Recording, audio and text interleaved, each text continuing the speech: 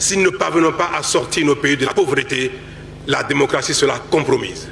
Les libertés seront compromises, la politique sera compromise. Notre échec principal, et qui est la cause de notre sous-développement, c'est bien notre incapacité à mettre en œuvre notre idéal. Et ceci est de la responsabilité de nos leaders, nos responsables. C'est de la responsabilité de nos collaborateurs, c'est-à-dire les ministres. C'est de la responsabilité des cadres de nos ministères. C'est de la responsabilité de notre administration globale. Ce sont donc l'ensemble des divers responsables de l'Afrique, du plus haut niveau jusqu'au plus bas, qui sont responsables de la non-mise en œuvre de notre idéal. L'aide internationale n'existe plus et n'existera plus. Et le seul moyen pour nous, pour nos populations, de sortir de la pauvreté est que nous fassions les efforts qu'il faut sur nous-mêmes pour nous développer. Les États-Unis sont en train de nous donner une leçon incroyable. On observe le pays le plus puissant du monde, économiquement le plus puissant, qui est en train de défendre ses intérêts au centime près, au mépris de la coopération internationale.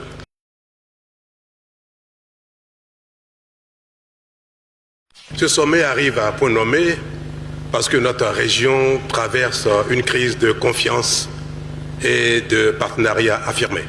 Nous avons une institution régionale, la CEDEAO, qui est un bel instrument de coopération et d'intégration, mais qui malheureusement, ces temps-ci, est en crise. Mais ceci ne devra pas nous paralyser et nous empêcher d'aller à l'essentiel, qui est un véritable besoin d'intégration de nos communautés, tout au moins au plan économique. Notre idéal d'avoir une intégration régionale qui concerne l'économie, la sécurité, la politique, la démocratie, les libertés est en mal. Mais le besoin d'une intégration économique est indispensable et je remercie le président Tinubu d'avoir initié ce sommet. Le marché ouest-africain est le plus apte, le marché qui donne le plus de potentiel à une intégration permettant une économie prospère. Nous sommes des économies qui se complètent comme nulle part ailleurs. Et pourtant, nous sommes dans le monde l'économie la moins intégrée régionale. Je vais vous donner un exemple.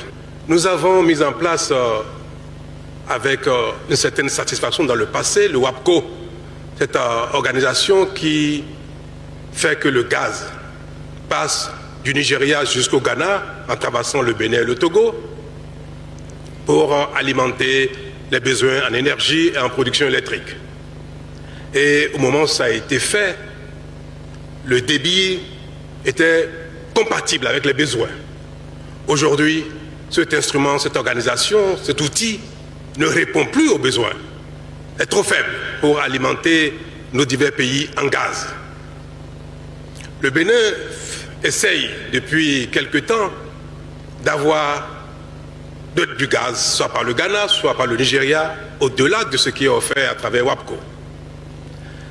Mais jusqu'à la date d'aujourd'hui, nos diverses administrations n'ont pas été capables d'accompagner cet organisme pour aller au-delà de ce qui a été fait et qui est embryonnaire dans le passé et qui ne suffit plus aujourd'hui à satisfaire les besoins. Le Bénin est en train d'installer une plateforme FSRU pour importer du gaz liquéfié du Qatar, pour le regazéifier sur cette plateforme et servir son industrie. C'est une aberration. Nous avons cette même aberration au niveau du marché de l'électricité. Nous avons mis en place une structure régionale pour le marché de l'électricité. Mais il ne fonctionne pas et je doute qu'il soit capable de fonctionner dans les années à venir. Mais un autre exemple plus banal qui concerne nos concitoyens ordinaires qui veulent aller de Lagos à Abidjan et qui doivent traverser le Bénin, le Togo, le Ghana avant d'y aller. Les routes existent, mais à cause des tracasseries qu'on observe sur nos frontières, sur nos voies, il faut plus d'une journée pour aller de Lagos à Abidjan. Si nous voulons intégrer nos économies, faciliter les échanges, et qu'un homme d'affaires qui doit aller à Abidjan en quelques minutes par la route doit mettre un jour, 2 jours, et parfois même dormir à une frontière, parce qu'on lui réclame un document qui n'a pas de sens, parce qu'on veut qu'il paye, qu'il ne veut pas payer. Monsieur le Président, Messieurs les Présidents, nous ne parviendrons jamais à impulser une véritable intégration de nos économies. Mes chers amis, il est temps que l'Afrique fasse les efforts nécessaires. Il est temps que nos administrations, nos politiques fassent les efforts nécessaires pour réellement intégrer nos économies, parce que si nous ne parvenons pas à le faire, nous resterons dans une communauté de pauvreté.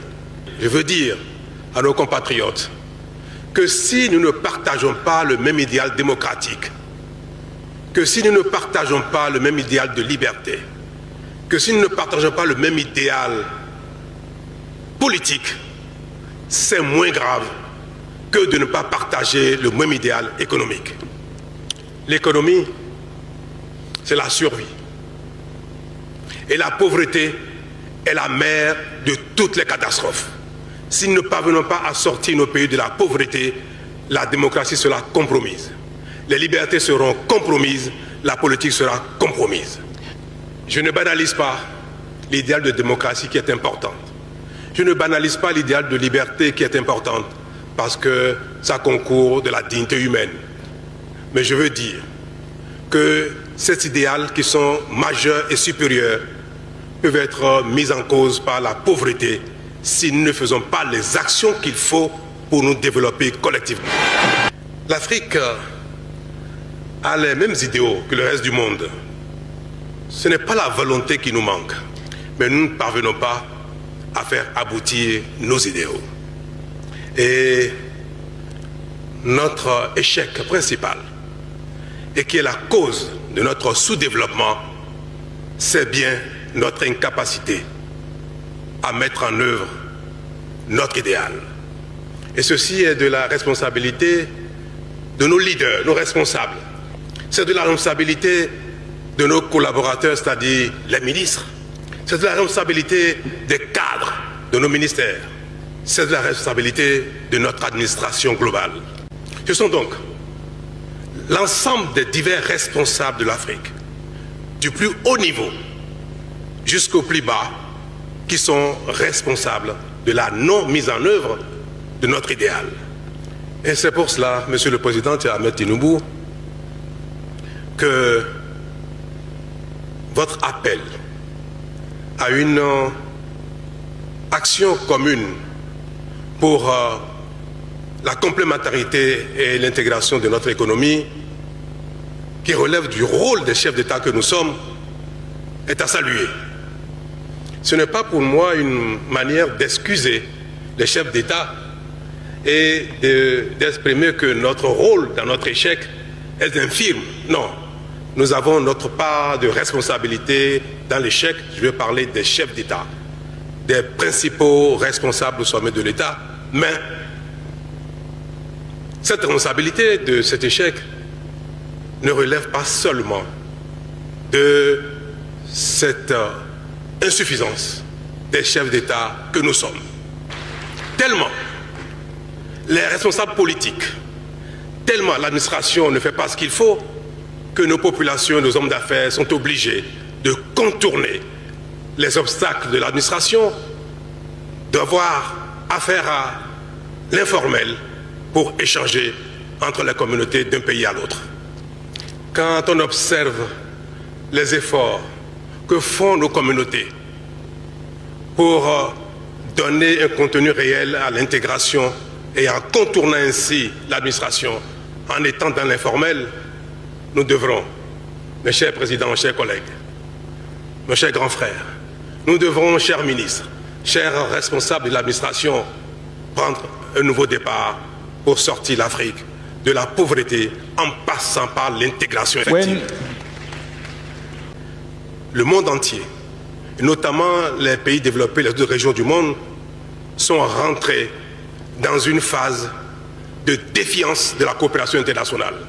La coopération internationale n'est plus aujourd'hui un idéal universel. L'aide internationale n'existe plus et n'existera plus.